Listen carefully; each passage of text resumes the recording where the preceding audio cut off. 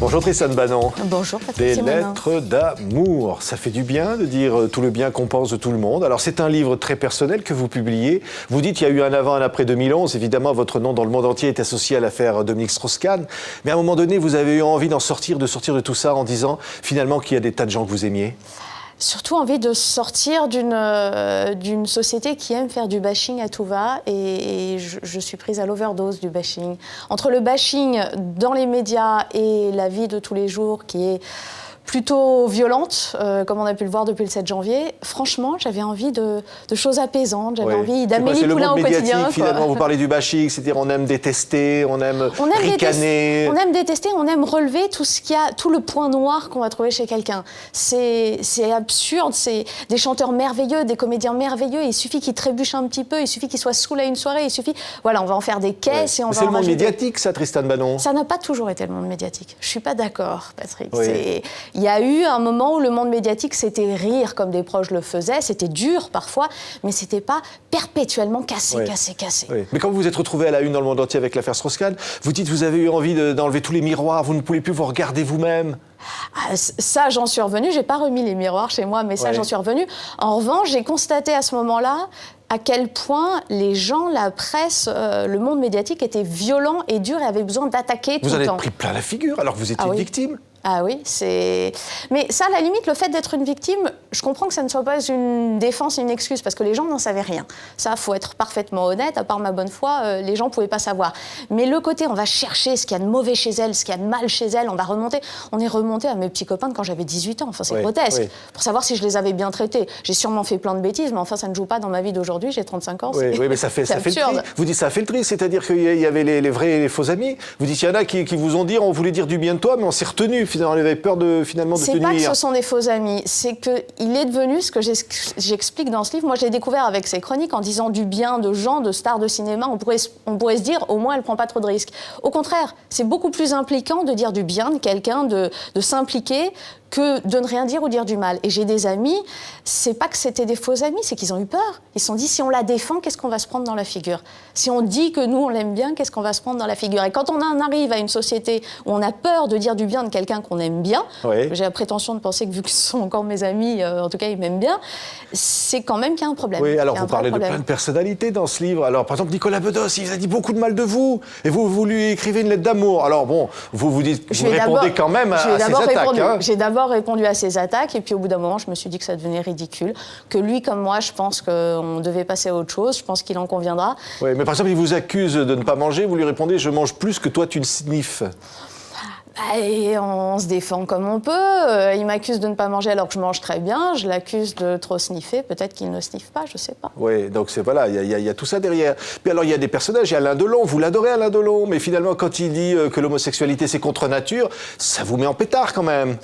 Ce qui me met en pétard, c'est pas qu'ils disent que l'homosexualité c'est contre nature, même si moi je ne suis pas d'accord. Ce qui me met en pétard, c'est qu'on les automatiquement classé comme étant homophobe sans essayer de comprendre. Alain Delon, c'est quelqu'un qui est d'une génération qui peut-être a du mal à comprendre, mais on ne peut pas, quand on voit sa carrière, quand on voit ses amitiés, quand on voit les parrains et marraines de ses enfants, on ne peut pas décemment penser que cet homme est homophobe. Moi, en tout cas, je ne peux pas le penser. Je pense qu'il a du mal à comprendre. Par ailleurs, il y a plein de sujets sur lesquels je ne suis absolument pas d'accord avec Alain Delon, notamment au niveau politique. Oui, mais alors vous l'admirez, au fond. Vous admirez évidemment le Guépard. Guépard. Le comédien qu'il a été, le Guépard, plein soleil. Enfin, c'est somptueux. Les admirations, c'est valorisant. Justement. Oui, des choses très personnelles aussi dans ce livre, Tristan. Même votre propre maman, Anne Mansouré, vous dites il a fallu avoir 35 ans pour comprendre combien je t'aimais.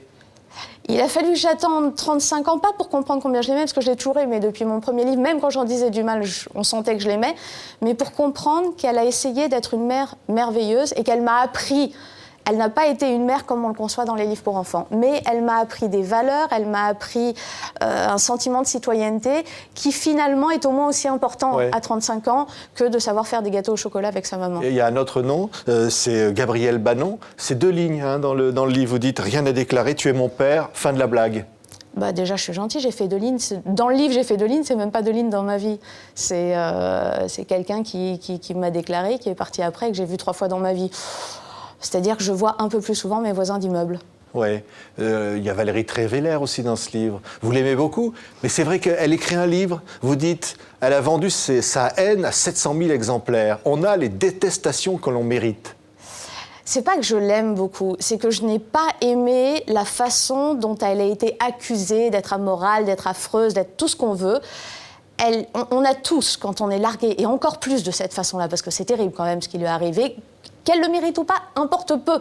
La façon dont elle s'est fait traiter est juste odieuse d'un point de vue féminin, c'est juste inconcevable. Après, on a toutes fait des choses ignobles. Alors, il y en a qui vont crever les pneus de l'ex, il y en a qui vont baffer la nouvelle. Bon, elle, sa façon de baffer l'ex, ça a été de faire ce livre. Elle avait la possibilité de le faire. Accessoirement, elle a des enfants à nourrir. Elle a réussi à le vendre à 700 000. Elle l'a juste fait beaucoup mieux que nous l'aurions toutes fait. Oui. Alors, il y a une autre, c'est Vanessa Paradis. Beaucoup d'admiration. Vous apprenez que Johnny la quitte, Johnny Depp, que Johnny se marie, et vous écrivez, Johnny se marie, 23 ans de moins que lui, ça situe bien ce qu'elle lui a trouvé à ce Johnny. Il faut resituer. J'apprends que Johnny se marie, et je lis dans le titre du journal qui annonce ça, la nouvelle réussit à faire ce que Vanessa n'a jamais pu faire. Et j'ai été assez choquée d'un point de vue de femme, je me suis dit, mais qui dit à ce journaliste qui n'était sûrement pas dans leur lit alors qu'ils ont vécu des années ensemble et qu'elle lui a donné 2 enfants, qui dit que Vanessa Paradis avait envie qu'il l'épouse? On n'en sait rien du tout. C'est ce parti pris de dire la nouvelle arrive à faire ce que l'ancienne n'a pas réussi à faire. L'ancienne a été peut-être très heureuse d'avoir 2 enfants, ça lui suffisait peut-être largement, elle avait peut-être pas envie de se marier. Il y a des combats de femmes qui vous touchent beaucoup. Gisèle Halimi, vous en faites un portrait, bien sûr. Vous rappelez combien les anti-IVG encore aujourd'hui viennent pour... C'est extraordinaire. Et puis c'est une femme qui m'a soutenue. On a fait de longues conversations au téléphone en 2011, justement, et qui avait l'air tellement triste de voir que finalement, il restait tant de chemin à faire et que le combat était encore aussi compliqué pour les femmes. Et c'est vrai qu'à chaque fois qu'il se passe quelque chose, quand j'ai écrit cette lettre, c'était le moment où il était question de dérembourser l'IVG, puisque c'était une opération de convenance, n'est-ce pas? Je me suis mise dans sa tête et je me suis dit, qu'est-ce que ça doit être difficile d'entendre ça. Oui, il y a évidemment Carla Bruni qui fait la préface du livre. Vous dites, je m'en fiche de son Raymond, vraiment c'est Sarkozy, mais vous dites, finalement, les chiens aboient, la femme passe. Parce qu'elle aussi, elle s'en prend plein la figure. Mais parce que quand je dis je m'en fiche de son Raymond, je m'en fiche pas à partir du moment où elle l'aime, par principe, il doit être exceptionnel. Mais c'est la femme qui m'intéresse, c'est vraiment... D'abord, c'est une artiste de très grand talent, je trouve. Alors maintenant, tout le monde trouve que... Enfin, une certaine partie de la population trouve qu'elle chante mal, alors qu'elle a quand même fait double disque de platine et que sais-je. Donc c'est quand même très lié à la position de son mari. Mais je trouve surtout que c'est une femme très intelligente, très belle, très posée, très sereine et qui a un regard bienveillant sur le monde et sur les gens et qui sait relativiser tout ce qui se passe. Merci Tristan Banon. On est 3 sur le plateau en ce moment, parce qu'il y a le portrait aussi d'un monsieur qui s'appelle Pierre Ducrot, qui est pour quelque chose dans le fait que nous sommes 3 aujourd'hui ici présents. Merci Tristan Banon. Love, etc. est donc publié aux éditions de l'Archipel. Merci d'avoir été notre invité. Merci à vous.